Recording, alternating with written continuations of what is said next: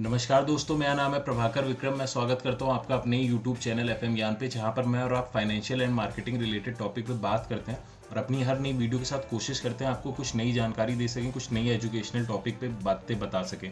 आज के टॉपिक में हम बात करने वाले हैं आलोक इंडस्ट्री की पूरी केस स्टडी करेंगे। अभी बीच में आपने भी देखा है आलोक इंडस्ट्री का शेयर काफ़ी ज़्यादा फ्लक्चुएट कर रहा है, काफ़ी ज़्यादा डिमांड में। बहुत सारे लोग यहाँ पर जानना चाह रहे हैं कि इसमें इन्वेस्ट करना चाहिए नहीं करना चाहिए, लेकिन इन्वेस्ट करने के पहले हमें उसकी पूरी कंप्लीट स्टडी समझनी चाहिए कि आखिर ऐसा क्या हुआ कि इसकी, अगर मैं प्राइस की बात करूं, इतना ज़्यादा फ्लक्चुएट हो रहा है, इतना ज़्यादा मार्केट में डिमांड में आया।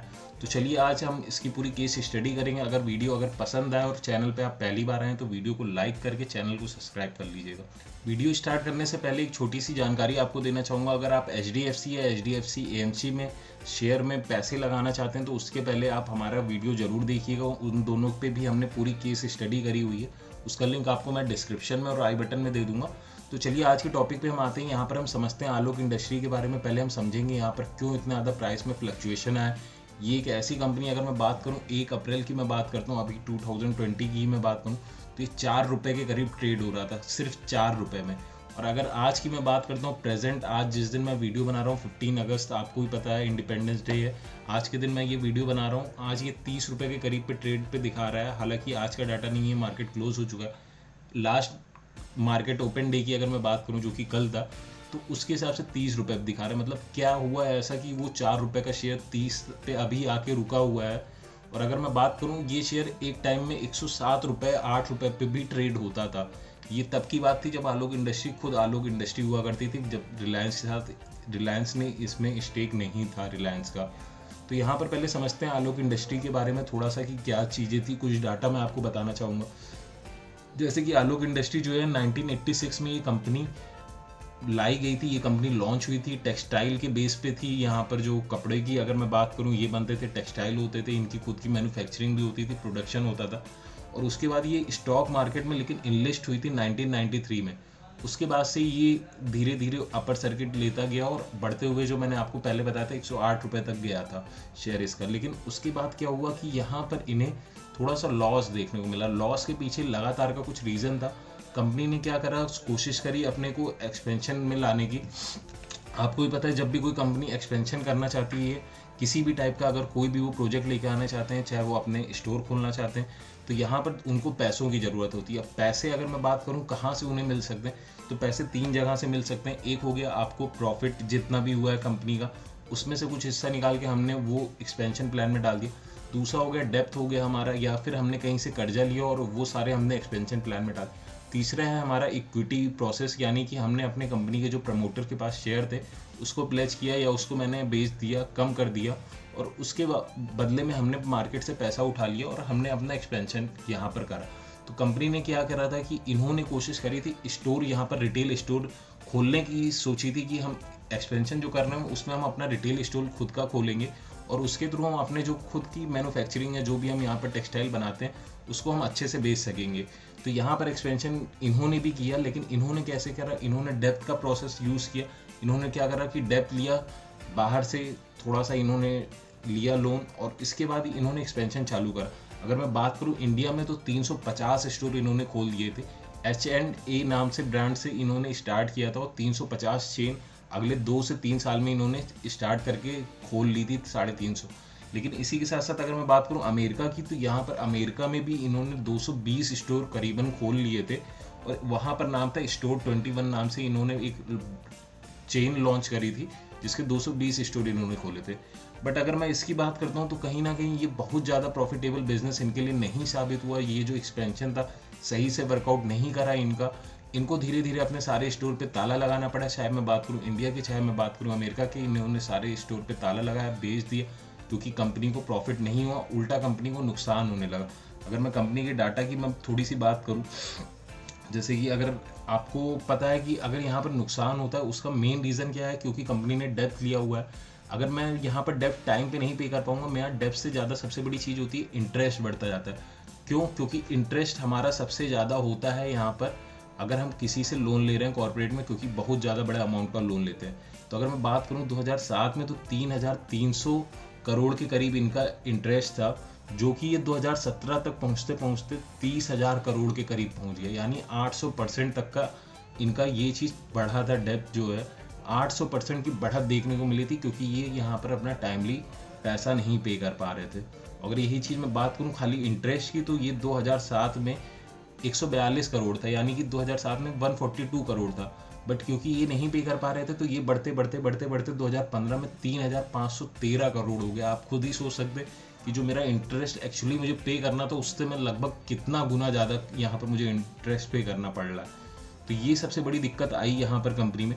लेकिन उसके बाद क्या हुआ कि कंपनी को यहाँ पर इंसॉल्वेंसी प्रोसेस में ले गया।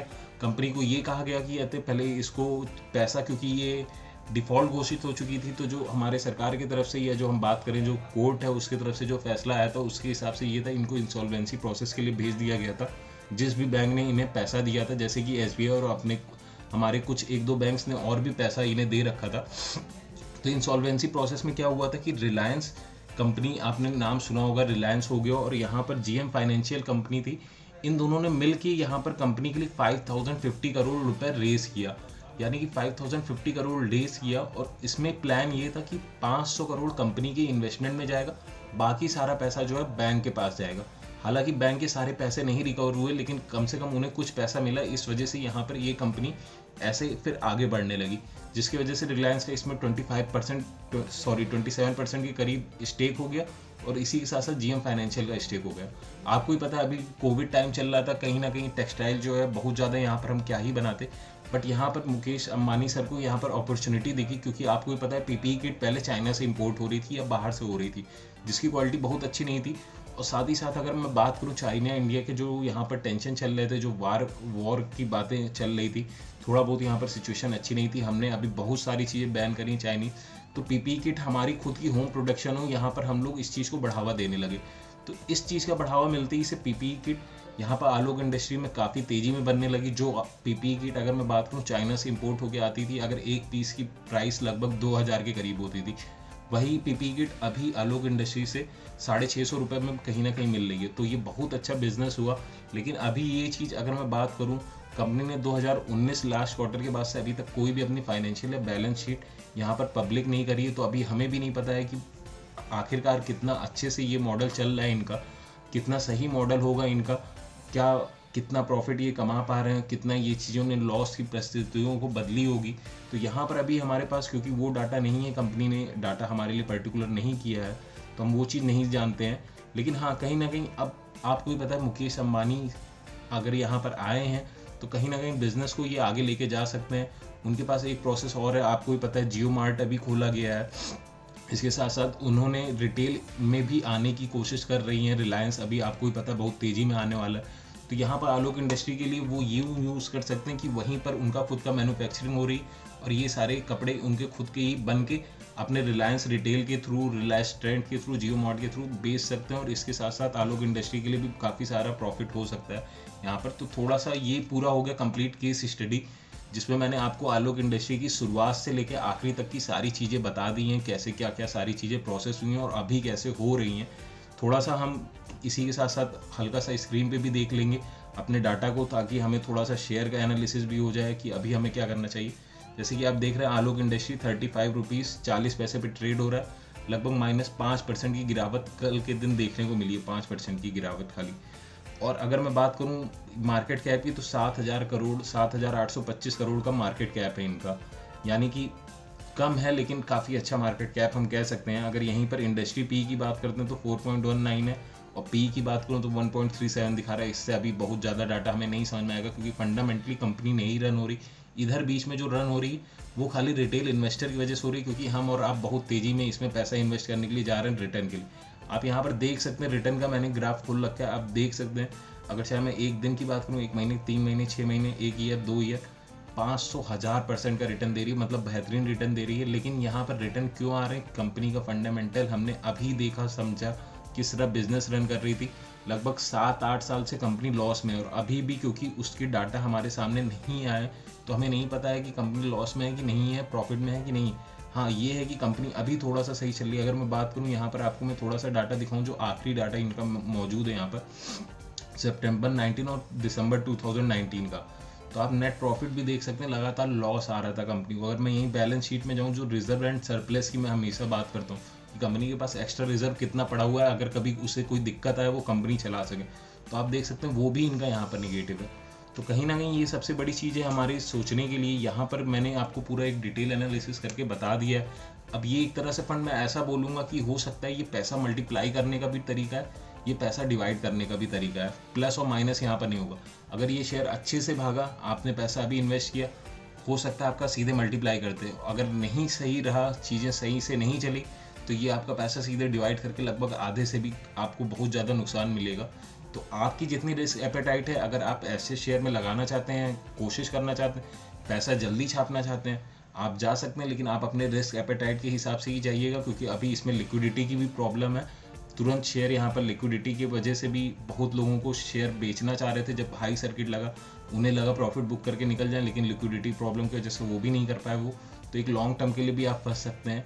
लेकिन हाँ, आपको लगता है कि हाँ मेरे पास इतने पैसे हैं, मैं कहीं पर ऐसी जहाँ पर लगा सकता हूँ जहाँ पर मुझे भले रिस्क हो, लेकिन अगर पैसा मिले तो दुगना रिटर्न मिले, तो आप लगाना चाहें तो आप लगा सकते हैं। अभी भी एंट्री ले सकते हैं, क्योंकि अभी थोड़ा सा यहाँ पर ये लोअर सर्किट में भी चल रहा है, वरना 50 और 60 के अराउंड भी ये एक टाइम पे गया था। तो ये आपका डिसीजन होगा प्योर। तो हमारी अगर वीडियो पसंद आई है तो लाइक करें, शेयर करें और चैनल को अभी सब्सक्राइब कर लें, ताकि अगली हमारी वीडियो आपसे ऐसे